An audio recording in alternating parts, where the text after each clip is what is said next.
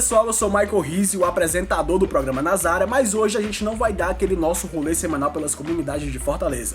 Na verdade, eu trago uma novidade. O ECA, que é o Estatuto da Criança e do Adolescente, está fazendo aniversário de 30 anos e você é o convidado para essa festa gigantesca. Juntos a gente vai fazer uma pesquisa aqui na internet para tentar saber um pouco mais dessa história e principalmente celebrar 30 anos de muita luta. Então se liga que o ECA tá nas áreas.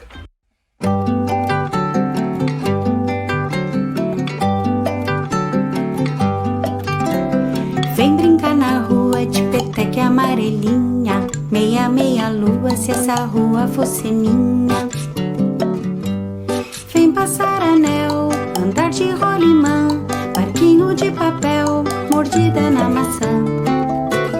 Pega, pega, gato mia, gata cega, bambolê, perna de pau e futebol. Quente, frio, telefone sem fio, pique, pique, pique, esconde, esconde aonde? Bilboquê, bola de mão, roda peão. Pique, grude, bolinha de gude. Mamãe, posso ir brincar na rua? Vem brincar na rua de peteca amarelinha, meia, meia lua, se essa rua fosse minha. Vem passar anel, andar de rolimã, barquinho de papel, mordida na maçã. Pega, pega, gato mia, gata cega, bambolê, perna de pau e futebol. Quente, frio, telefone sem fio, pique, pique, pique, esconde, esconde aonde? Bilboquê, bola de mão, roda peão. Pique, grude, bolinha de gude. Mamãe, posso ir brincar na rua? Vem brincar na rua de peteca amarelinha, meia, meia lua, se essa rua fosse minha. Para os defensores dos direitos da infância e adolescência, a década de 80 representou importantes e decisivas conquistas. Enquanto o Brasil se organizava para reestruturar a nova Constituição, os movimentos de defesa dos direitos de crianças e adolescentes se articulavam e pressionavam o poder público para afirmar uma legislação que garantisse os direitos de toda essa galerinha. Nascia assim o ECA. Vamos saber mais detalhes? Tem história nas áreas.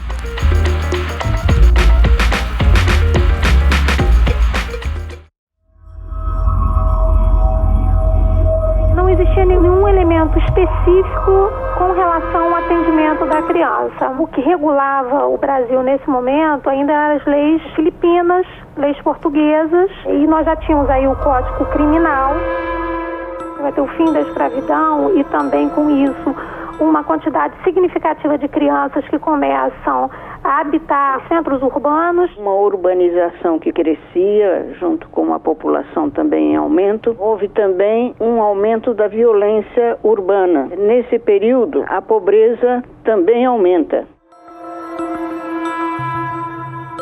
Havia até então uma proteção da criança abandonada através de uma instituição que veio de Portugal para o Brasil, colonial, que é a roda dos expostos. Eram cilindros com dois buracos que giravam no próprio eixo, onde as mães, geralmente as mães solteiras, colocavam a criança em determinado ponto para que ela fosse pega no outro ponto sem se identificar. Era o anonimato, da época. O Brasil herdou da Europa um debate de que não deveria haver roda de expostos, mas que a criança deveria merecer uma proteção especial. O Código Criminal da República estabelece como critério de responsabilização o que vai se chamar de teoria do discernimento. Seria feita uma avaliação psicológica da criança dos 9 aos 14 anos para verificar se ele teria discernimento, e a responsabilização e a medida adotada seria proporcional a esse discernimento. Se era plenamente compreensível a ação da criança, então receberia uma sanção penal como se adulto fosse, com alguma atenuante só, Então era imputável penalmente desde que fosse identificada essa consciência, digamos assim. O Bernardino era um garoto, um engraxate. Ele foi preso porque ele engraxou o sapato de um homem e ao término ele saiu sem pagar. Então, qual foi a reação dele? Ele jogou tinta e sujou as calças e ele chama a polícia. Quando ele chama a polícia, o Bernardino tenta explicar, mas não consegue. Ele é preso junto com 20 presos adultos, e lá ele é violentado. Ele é retirado da cela e jogado na rua. É quando ele foi levado para o hospital e lá ele narra essa história para o jornalista. Esse caso ele foi muito emblemático porque ele vai mobilizar uma série de discussões no sentido de mostrar a necessidade de espaços específicos para essas crianças, que era impensável você ter uma criança que fosse retirada da rua e levada para uma prisão comum. Casos como o dele permitiram demonstrar a situação que vivia essa infância, em particular quando essas crianças eram levadas para as prisões.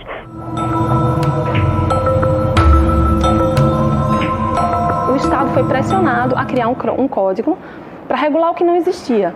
Então esse código, o interessante dele é isso, ele vem regular tudo. Ele traz direito civil, ele traz direito de proteção assemelhado ao penal, assemelhado ao que existe hoje, mas não é propriamente penal.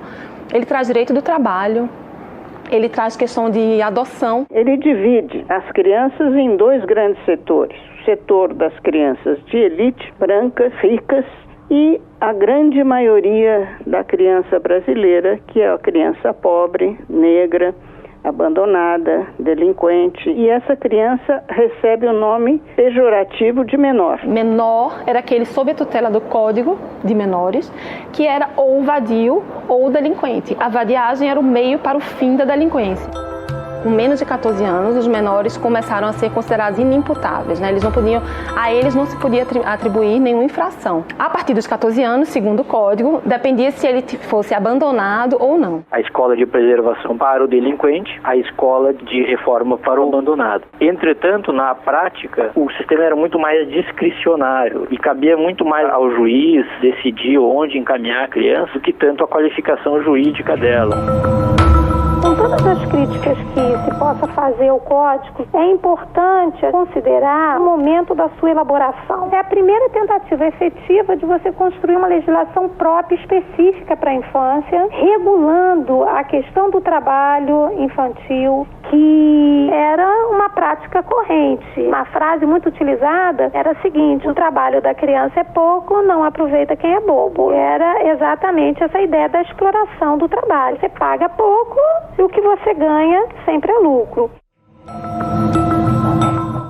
Havia o SAM, que era um serviço de assistência ao menor. Esse serviço só havia em poucas capitais, mas ele foi mais um serviço de tortura, de violência contra a criança internada, mas não educou nada.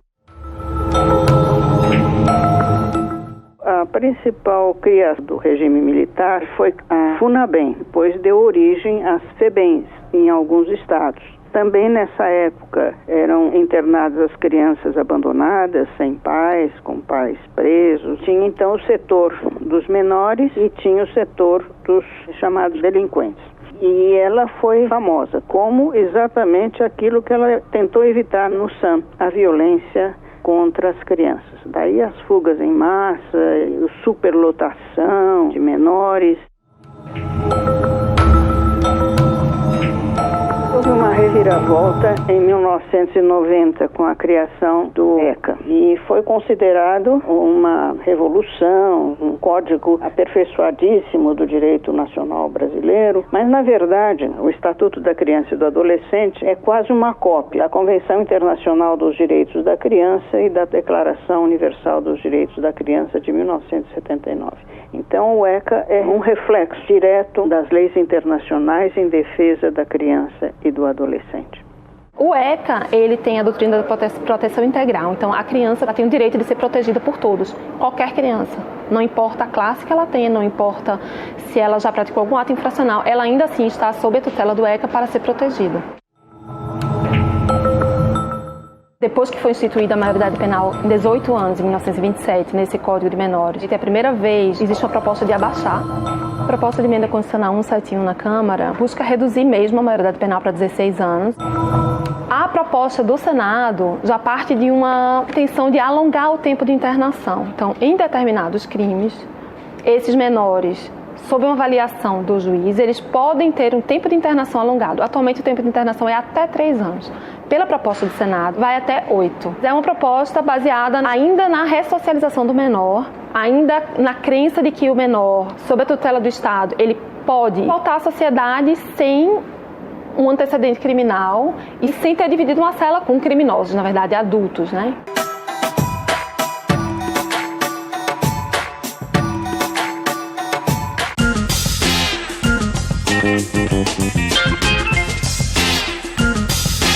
Antes do ECA, as crianças e adolescentes eram consideradas seres incapazes de fazer escolhas, de expressar desejos e de reivindicar direitos. Mas isso passou e de lá pra cá muita coisa mudou. Hoje, a criançada é reconhecida como sujeito de direito.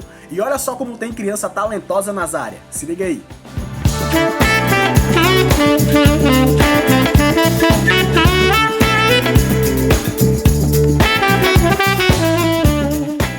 Melhorar o planeta seria melhor a gente melhorar, porque é melhor para nós humanos e melhor para o ar, para a água, para o planeta todo, né?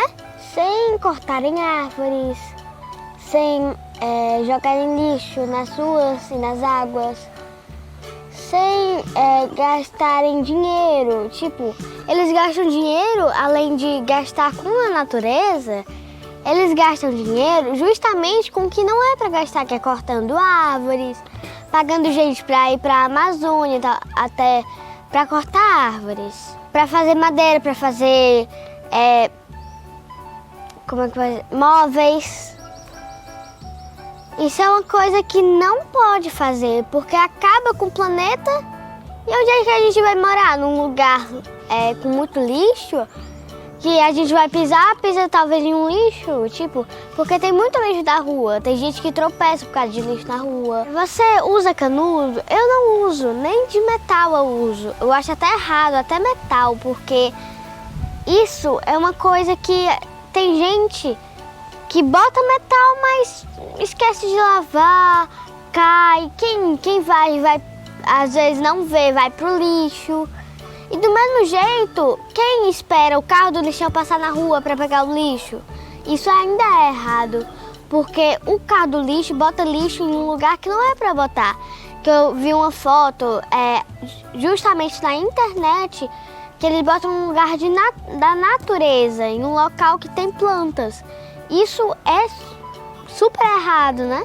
Era uma vez 3 amigas que foram para a floresta e era noite de Páscoa. Aí depois elas estavam assustadas porque estava tudo escuro.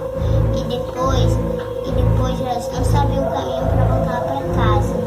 E aí elas se perderam. E depois elas foram se arriscar na aventura delas. De encontrar o coelho assassino, né? E aí elas foram com a sua jornada. E elas quase conseguiram encontrar o coelho. Mas elas acharam uma coisa estranha, porque tinha um negócio, tinha um nome grudado na parede que era de sangue. E aí elas leram que estava escrito assim: tome cuidado, foi na frente. E aí elas foram se arriscar na primeira caverna. E aí depois elas ficaram assustadas, que tinha outro nome. Estava escrito: atrás de você.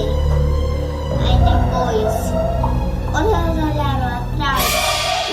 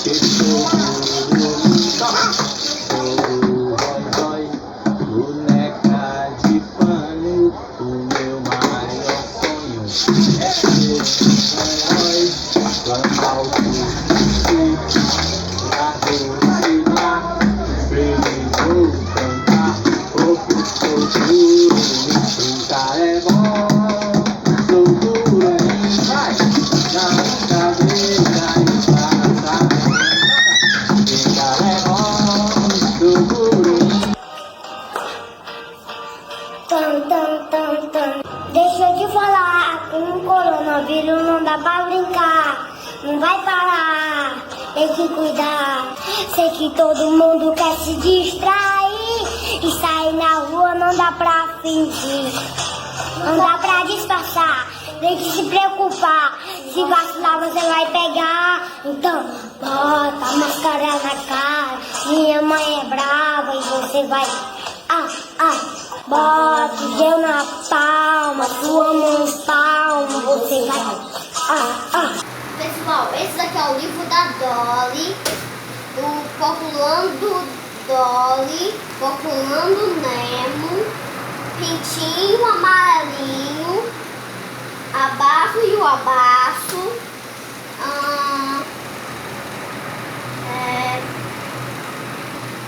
Porrocão e Léo e a Baleia.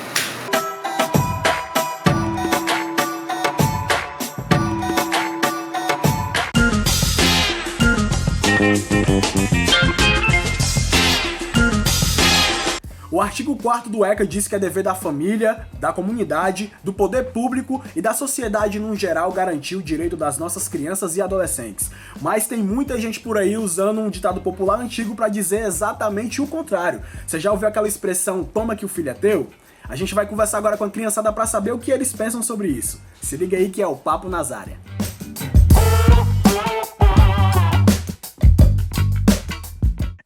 A gente está comemorando o Estatuto da Criança e do Adolescente, que está fazendo aniversário de 30 anos, né? Tá mais velho do que nós, tudo junto. E aí o pequeno Nazareno organizou essa live para a gente conversar. Alguém sabe aqui o que é o ECA, o Estatuto da Criança e do Adolescente?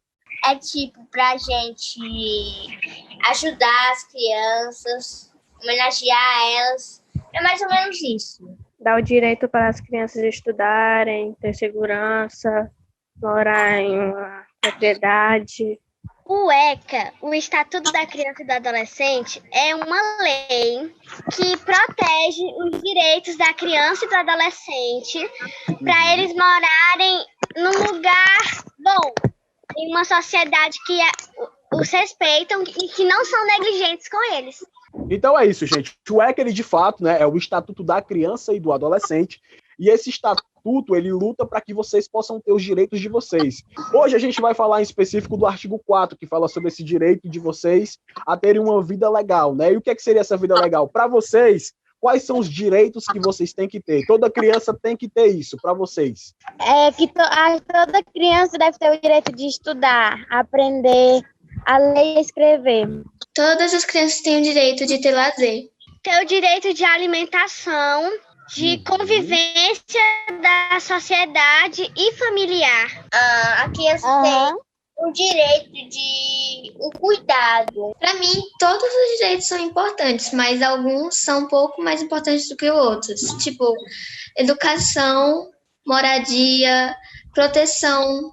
Todos esses direitos são muito importantes, mas não significa que por o direito da educação ser importante, o direito do lazer não é importante. E para vocês, pessoal, todo mundo tem que ter direito à alimentação, toda criança?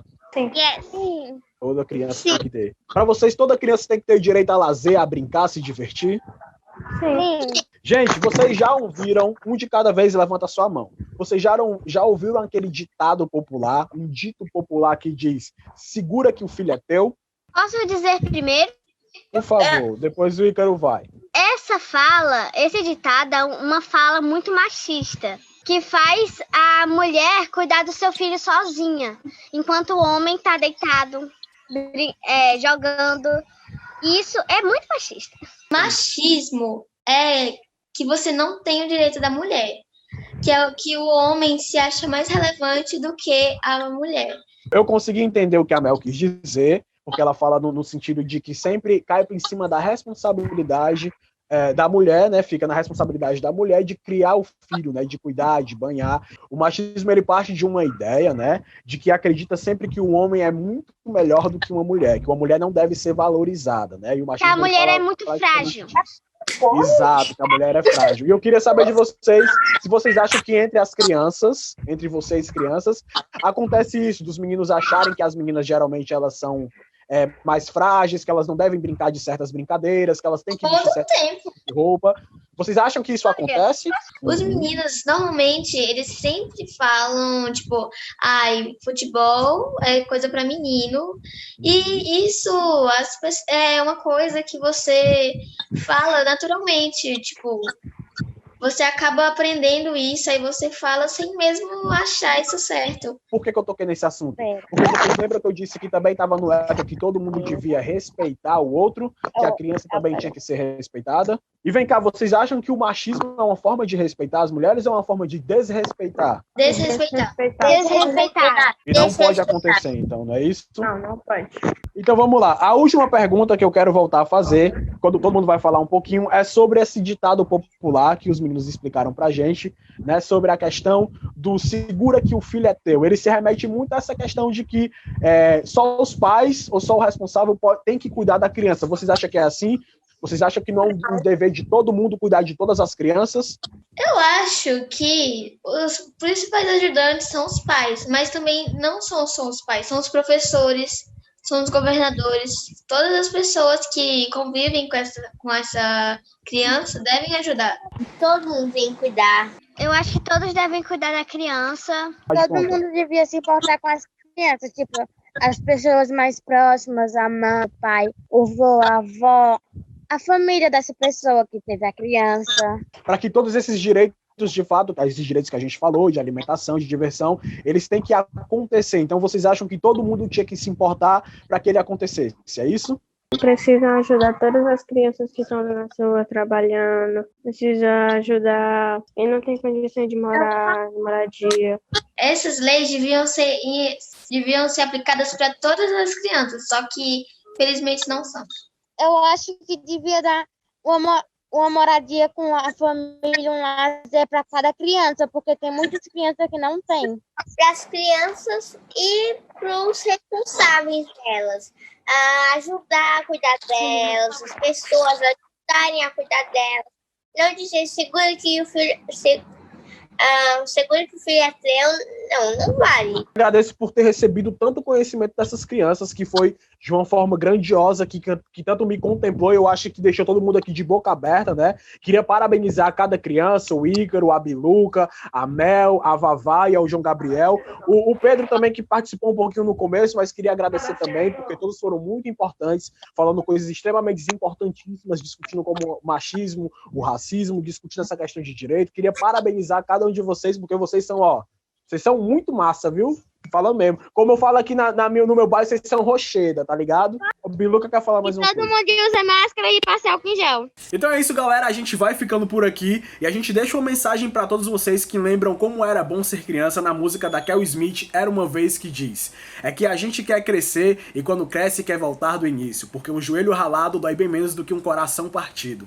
Um abraço a todos e principalmente a todos vocês, defensores e defensoras dos direitos das crianças e adolescentes. Nosso sentimento é de gratidão. Fiquem bem e até o próximo Nazária. É que a gente quer crescer